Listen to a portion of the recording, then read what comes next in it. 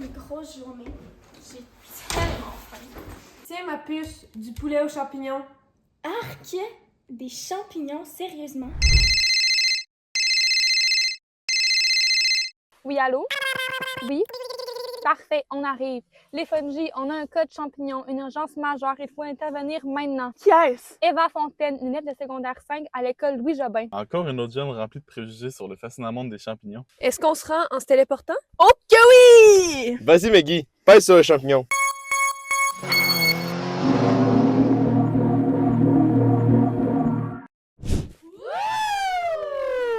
Hey, c'est parfait ici, hein? Vraiment, maintenant, faisons apparaître le cas urgent.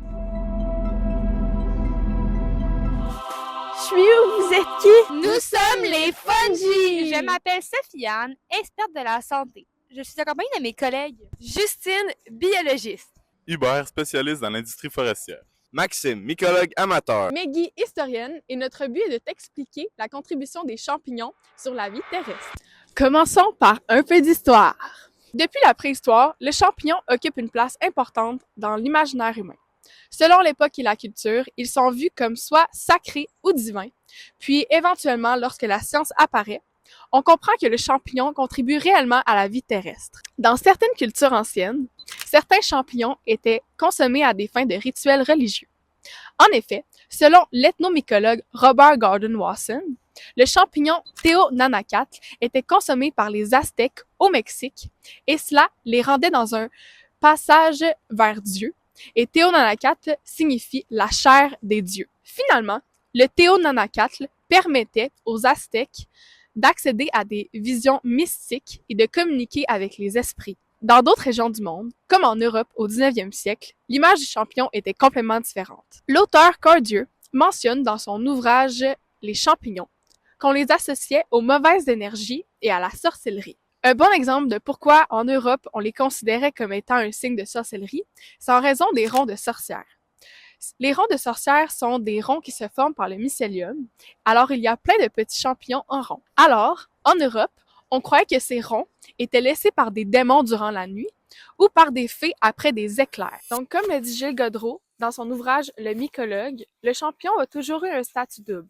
Il est à la fois sacré et également inquiétant. C'est ainsi que selon l'époque, la culture et le peuple, le champignon représente soit la guérison, la vie et la fertilité, ou sinon, il représente la mort, le danger et la sorcellerie. Cependant, cette vision mystique va beaucoup changer lorsque la science entre en jeu. Avec le temps, nous passons du mythe à la science. Avec les progrès de la science, les chercheurs commencent à observer les champignons d'une manière beaucoup plus rationnelle. Cordy nous explique que les chercheurs ont commencé à classer, à cultiver et à décrire les champignons afin de comprendre leur fonctionnement réel. Alors c'est ainsi que nous passons d'un objet de croyance à un organisme à étudier. Cette approche scientifique révèle quelque chose d'énorme à notre époque.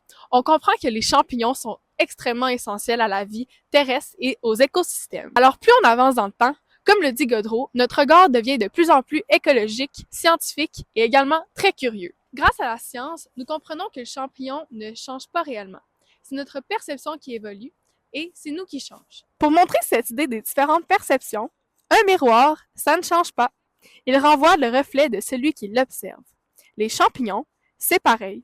Ils n'ont pas de signification fixe. Pour les Aztèques, les champignons reflétaient la spiritualité, la bonté et la magie. Et puis pour l'Europe du 19e siècle, il reflétait le danger, les démons et la sorcellerie. Aujourd'hui, le champignon nous renvoie un reflet écologique, celui d'un organisme essentiel aux écosystèmes. Et finalement, le champignon raconte comment chaque époque voit le monde vivant.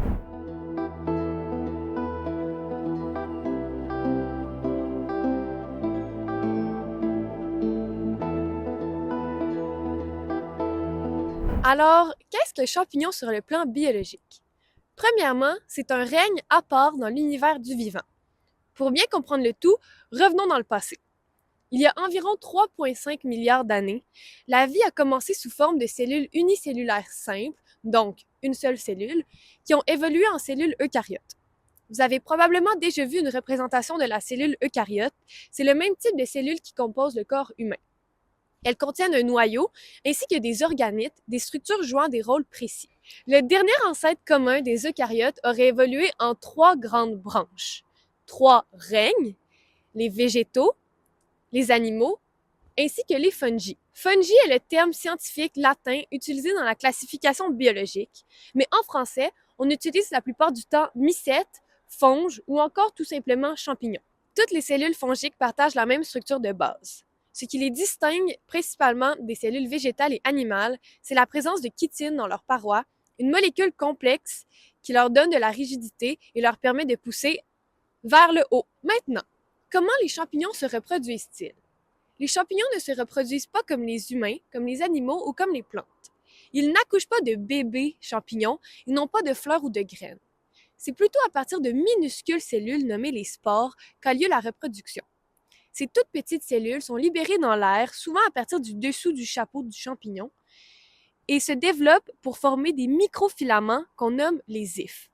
C'est à partir de ce réseau d'hyphes que le champignon va pousser. L'organe reproducteur du champignon est le sporophore, terme qui provient du grec ancien et qui peut être traduit comme porte-spore. Le porte-spore peut prendre différentes formes tant qu'il produit, protège et disperse les spores. Au niveau de la nutrition, au lieu de produire leur nourriture à partir de la lumière du soleil comme les plantes, les champignons sécrètent des enzymes digestives hors de leur corps. Les enzymes sont comme de petits travailleurs. Ils s'occupent d'aller briser les grosses molécules complexes en petites molécules que le champignon peut ensuite absorber par ses hyphes. Mais il existe également une autre façon pour les champignons d'obtenir les nutriments nécessaires. Et oui, dans les forêts, il existe une association essentielle à la survie des écosystèmes. Ce sont les mycorhizes. Myco, c'est pour champignons, rhize, c'est pour racines. Vous voyez peut-être où je veux en venir, c'est une association entre plantes et champignons. Laissez-moi vous l'imager.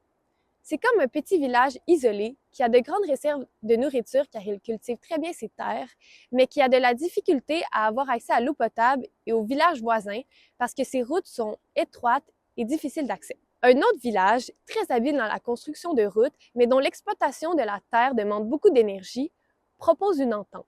Il construit des routes à partir du premier village pour que celui-ci ait accès aux ressources dont il a besoin et en échange, il demande une partie de la nourriture de ce premier village. Les deux villages sont gagnants. Le premier reçoit les ressources essentielles à son développement et le deuxième, la nourriture nécessaire à sa survie. C'est exactement ce qui se passe entre un champignon et une plante.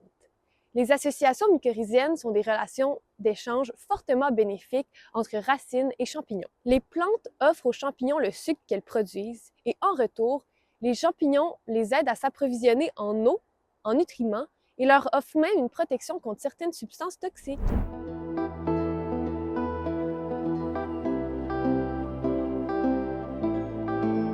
Alors, les champignons sont souvent sous-estimés parce qu'on les voit pas beaucoup, puis faut vraiment être attentif pour les voir dans une forêt, mais en fait, c'est entre autres grâce à eux que les forêts sont pas remplies d'arbres morts partout. Ce sont des grands décomposeurs. Alors, même il y a 300 millions d'années, les arbres s'accumulaient, il se passait rien, puis il y a des champignons qui ont fini par évoluer, qui sont capables de décomposer ce qu'on appelle la lignine, ce qui rend les arbres très durs. Ils sont capables de décomposer, donc de s'en nourrir, et ça permet, grâce à la décomposition, de ramener les nutriments dans le sol pour ensuite être transférés aux arbres. Alors, si cette matière-là, on appelle ça la matière organique qui est morte, donc la matière organique qui reste au sol, bien, si elle n'est pas décomposée, elle n'est pas disponible dans l'écosystème et donc elle reste là. Grâce aux champignons, ils vont briser les molécules dans les arbres, dans les plantes mortes, dans les feuilles, pour ramener ces nutriments-là ensuite dans le sol. Et puis, grâce à leurs racines, les arbres vont pouvoir aller puiser tous ces nutriments-là. Donc, on appelle ça du saprophytisme. Donc, ils se nourrissent de matière organique morte. Maintenant qu'on comprend ce qu'est un champignon sur le plan biologique, on peut utiliser cette information pour s'en servir dans plusieurs domaines. Les champignons sont notamment utilisés dans le domaine médical, et c'est ma collègue Sophie-Anne qui vous en parlera. En effet, certains champignons sont bénéfiques pour la santé car ils sont composés de molécules bioactives. C'est le cas du chaga, du reishi, du shiitake et bien plus encore. Savais-tu que le shiitake est aussi consommé mondialement que le champignon de Paris, aussi nommé le champignon blanc? Le shiitake est également reconnu pour ses propriétés anticancéreuses car il stimule le système immunitaire. Ce champignon est également composé de plusieurs éléments comme les protéines, les glucides, les lipides. Par contre, ce qui est intéressant, c'est comment il utilise ces glucides, également nommés les polysaccharides. Le polysaccharide dans le champignon shiitake est le lantinane. Le lantinane est l'élément du shiitake qui apporte plusieurs bienfaits sur la santé. Pour te faire comprendre cela, laisse-moi te guider avec mon bracelet en perles. Un polysaccharide est comme mon bracelet en perles. Chacune des perles représente un monosaccharide. Le mot monosaccharide provient du mot grec mono qui signifie seul, unique, et saccharide qui provient du mot sucre. Donc, monosaccharide signifie un seul sucre. Ensuite, pour assembler chacune de mes perles qui représentent les monosaccharides, il me faut un fil conducteur. Dans le cas de mon bracelet, le fil conducteur est un fil transparent. Et dans le cas d'un polysaccharide, ce fil est appelé le bêta-glucane, qui représente la chaîne de liaison du polysaccharide. On assemble chacun des monosaccharides avec la chaîne bêta-glucane pour obtenir un polysaccharide. Dans les champignons shiitake, le polysaccharide est le lantinane. Lorsque tu manges ce champignon, le lantinane se propage dans ton sang et avertit chacun des globules blancs de se préparer à vaincre un éventuel danger. C'est ainsi que le lantinane stimule ton système immunitaire en ordonnant à tous les globules blancs qu'il croise sur son chemin de se préparer à une éventuelle attaque d'éléments indésirables. Bien sûr, le shiitake n'est pas le seul champignon ayant des bienfaits sur la santé. Le chaga est également prescrit pour réduire les troubles digestifs, diminuer les inflammations et même traiter le cancer. Il y a également le champignon reishi, un champignon qui est cultivé depuis plus de 2000 ans en Asie. Certains le nomment même champignon de l'immortalité car il est reconnu pour ses bienfaits sur la longévité. Également, ce champignon comporte plusieurs autres bénéfices, entre autres, il est un champignon anticancéreux. De plus, savais-tu qu'on utilise même des champignons pour créer des médicaments? En effet, c'est le cas d'un antibiotique très connu, la pénicilline. Ce champignon se propage de manière multiple, sous forme invisible, afin de créer une couche épaisse qu'on appelle la moisissure. C'est grâce à la moisissure que l'antibiotique peut créer des barrières protectrices contre les bactéries et certains virus. Cependant, les champignons n'ont pas que des bienfaits pour la santé. En effet, des maladies et des infections sont créées grâce à des champignons. C'est surtout le cas des maladies fongiques, également appelées mycoses des ongles. Les infections fongiques se propagent de manière invisible car les spores des champignons se volatilisent doucement sur la peau de la personne contaminée. Par contre, savais-tu que les humains ne sont pas les seules personnes ayant des infections fongiques? Les arbres peuvent également être touchés. En effet, les arbres comme les humains peuvent être affectés par des maladies liées aux champignons qu'on appelle infections fongiques. Un exemple commun au Québec serait la maladie hollandaise de l'orme, qui se transmet avec des insectes qui se reproduisent dans l'arbre. Cette maladie peut être traitée avec des fongicides. Un autre bon exemple serait la maladie corticale du hêtre, qui ne peut pas être traitée. La maladie est transmise par des champignons qui sont transportés par la pluie et le vent et qui sont ensuite logés dans les petites crevasses de l'arbre. C'est sûr que quand on parle de champignons, on a parlé des bénéfices. Bien, il y a des champignons aussi qui sont plutôt parasites, en fait, qui vont attaquer les plantes, qui vont attaquer les arbres et qui peuvent causer la mort. Et puis, ils le font déjà. Donc, on voit déjà dans des forêts là, qui sont décimées par certains champignons, qui sont des fois amenés par des insectes, entre autres, qui, eux, vont traîner le champignon avec eux. Et puis, lorsque l'insecte va se faire des galeries dans les arbres, bien, ils vont amener le champignon, vont amener des spores avec eux. Si la maladie ne peut pas être traitée, l'infection va se propager rapidement et va ensuite entraîner la mort des autres arbres. En effet, ce sont des champignons lignivores qui s'alimentent d'ondes de bois pour le décomposer en caries, ce qui va donc entraîner leur mort. Mais qu'est-ce que la carie des arbres? En fait, c'est assez similaire à la carie dentaire. Dans les deux cas, c'est un phénomène de décomposition de la matière, soit de l'arbre ou de la dent, qui se démontre par une couleur plus foncée. Avec le temps, si cette carie n'est pas traitée, l'arbre ou la dent va se fissurer ou casser. Alors, on peut en déduire qu'un champignon sur un arbre est un signe de stress et qu'il va donc soit rester en situation de survie ou il va mourir dans les prochaines années. La situation de survie signifie que l'arbre va arrêter de croître soit en hauteur, soit en largeur, mais qu'il va quand même rester en vie. Pour un forestier, le champignon est donc un signe important de sa priorité de récolte, qui signifie l'urgence à laquelle l'arbre va être coupé. Ces arbres sont priorisés lors d'une coupe forestière pour laisser les arbres en bonne santé, grandir et se reproduire en toute liberté. Le livre La carie des arbres est un outil important pour un forestier puisqu'il classifie tous les champignons lignivores selon le danger qu'ils représentent pour un arbre. Il y a plusieurs facteurs qui peuvent influencer la présence de champignons. Par exemple, le pied et les racines sont plus vulnérables puisqu'ils sont plus exposés à l'humidité. De plus, l'âge, l'essence, les vieilles blessures et les conditions climatiques sont des facteurs importants à considérer lorsqu'on cherche un champignon sur un arbre. Bien qu'aucun arbre ne soit immunisé aux infections fongiques, certains d'entre eux sont plus résistants à cause de substances naturelles antifongiques. Entre autres, le malaise laricin est un bon exemple. Alors, même si les champignons ne sont pas économiquement positifs pour l'industrie forestière, Ces derniers aident à l'aménagement durable des forêts en étant un signe clair de carie dans un arbre. De plus, les champignons sont aussi un bel attrait pour l'alimentation. Effectivement, les champignons comestibles sont souvent un attrait pour leur saveur.